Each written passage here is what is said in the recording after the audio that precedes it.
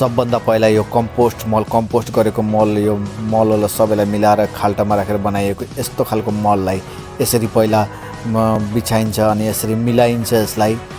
Now this compost is mixing in sand compost that we were mixing here. Compost मललाई यसरी मिलाएपछि यसमा चाहिँ उर्वरा शक्ति हुन्छ, growing power have that. And then after this is pipe, यो पाइपहरू यसरी बिछाइन्छ। Look at here, this pipe have one hole. यो पाइपमा एउटा पाल हुन्छ अनि यसरी गोडे जस्तो गरेर यहाँबाट अनि यसमा पनि मल मिक्स गरिन्छ, कम्पोस्ट मल यसरी। अनि बिरुवाहरू अब यहाँ खाल्टो पारेर प्रत्येक पालमा every whole one planting here, every hole one flower planting here. Look at here, pipe have hole. अब प्रत्येक पाइपमा होलहरू हुन्छ, यस्तै पाल भएको पाइपहरू हुनुपर्छ। अनि पालहरू पानी छोड्दा फेरि यही पालबाट सम्बन्धित बिरुवामा पानी आउँछ है।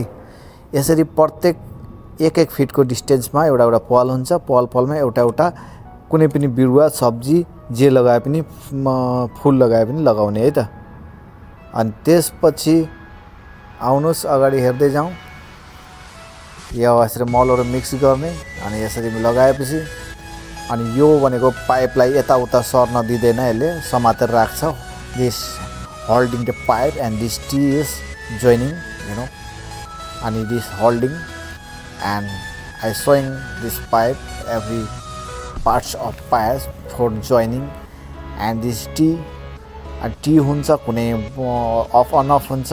यो तीनवटा पाइप जोड्ने, कुनै दुईवटा पाइप जोड्ने, यो एल एङ्गल घुमाउने होइन।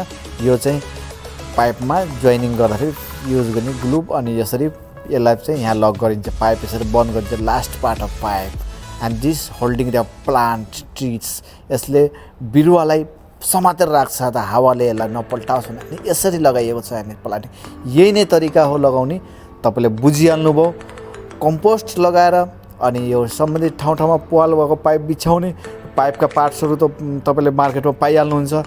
अनि यस्तो ठुलो त्यो गमलामा एकैचोटि त्यो बिरुवालाई धेरै दिनसम्म पहिलेदेखि प्लान्टिङ गरेर राखेको हुन्छ, ठुलो भएको हुन्छ। एकैचोटि यसलाई ठुलै बिरुवा सार्दिने, यसरी गमला खोल्ने, खाल्टामा हालिदिने। दिस टल plant also planting here because this is have the basket, basket remove and put inside the land, like this. यसरी चाहिँ ठुला बिरुवाहरू जो बाल्टीमा हुन्छन् अनि त्यसरी राखिन्छ। यसलाई बिरुवालाई पानी दिनको लागि यसरी गोलो घुमाएर पाइप राखिएको हुन्छ।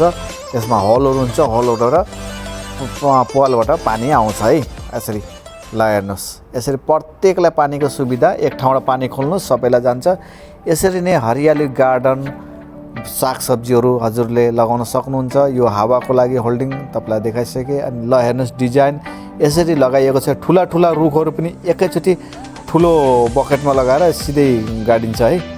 अनि हेर्नुहोस् लाइन बाई लाइन यो रोड फुटपाथको छेउमा यसरी सुन्दरता हुन्छ। यस्तै जानकारीमूलक भिडियोको लागि सब्सक्राइब गर्नु होला है। This is finally cut straight. यो लास्टमा स्ट्रेट गरेर मिलाउने यसरी, बस धेरै सजिलो छ, भेरी इजी। Okay fine.